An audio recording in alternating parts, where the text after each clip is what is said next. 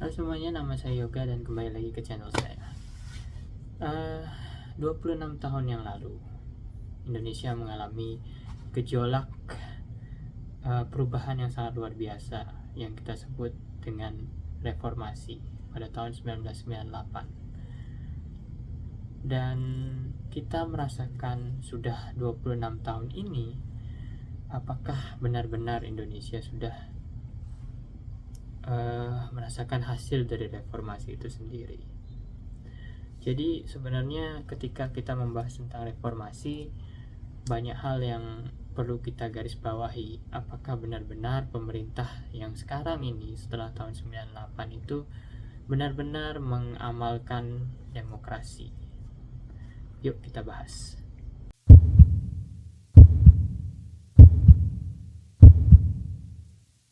Ya, jadi kalau untuk pembahasan reformasi ini sebenarnya benar-benar, kalau menurut saya pribadi, ini kita bisa berdiskusi di kolom komentar ya.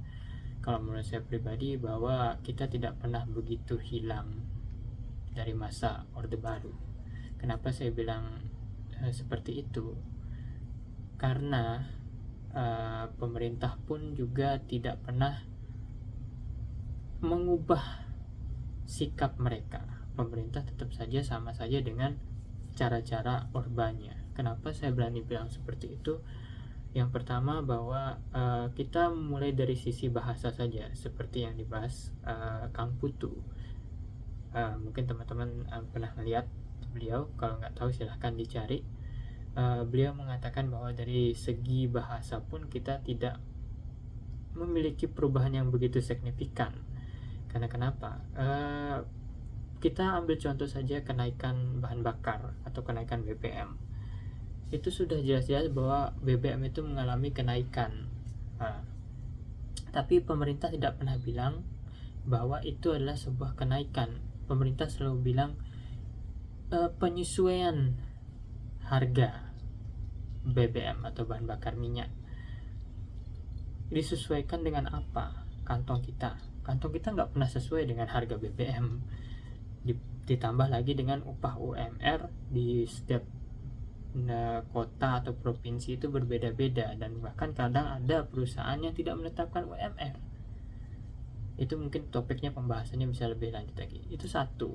Dan yang kedua, kita selalu dibilang kalau misalnya demo atau kita melakukan kesalahan, kita kalau zaman dulu kan dibilang ditangkap oleh aparat. Sekarang dibilangnya diamankan. Kita diamankan oleh aparat. Dan apakah kita benar-benar aman? Ya, tentu saja kita tidak tahu. Ujung-ujungnya juga mungkin sama saja bonyok seperti masa Orde Baru. Jadi dari kata bahasa itu pun, itu hanya dirubah sedikit, tapi intinya masih tetap sama seperti Orde Baru. Kita tidak pernah berubah. Tetap saja ada oknum-oknum dalam tanda kutip yang ingin melakukan hal-hal seperti itu. Saya bilang oknum dalam tanda kutip ya.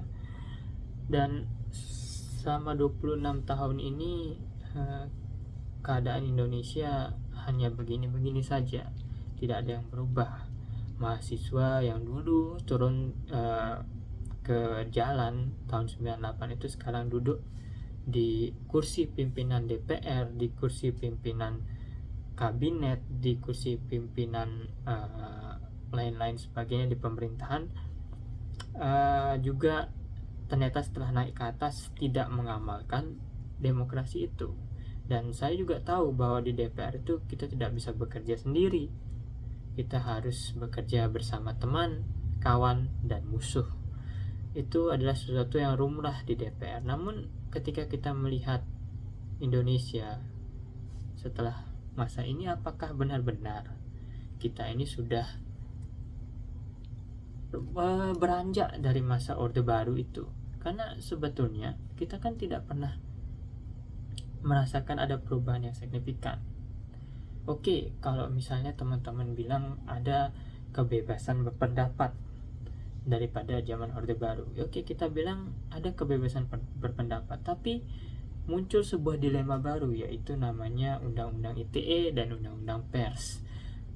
Jadi kebebasan berpendapat di media sosial pun itu kita bisa kena dengan undang-undang ITE, dan jurnalis pun bisa kena dengan undang-undang pers tersebut.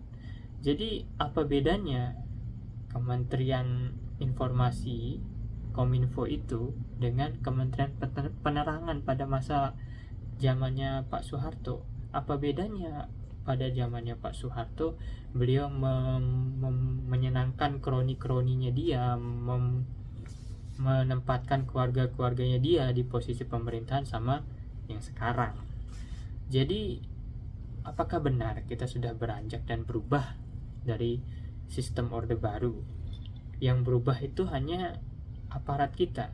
Dari segi aparat, ABRI hilang, polisi berdiri sendiri, TNI berdiri sendiri, dan mereka berdua sebagai aparat tidak memiliki hak untuk memilih, dan mereka tidak memiliki kursi di DPR ataupun MPR.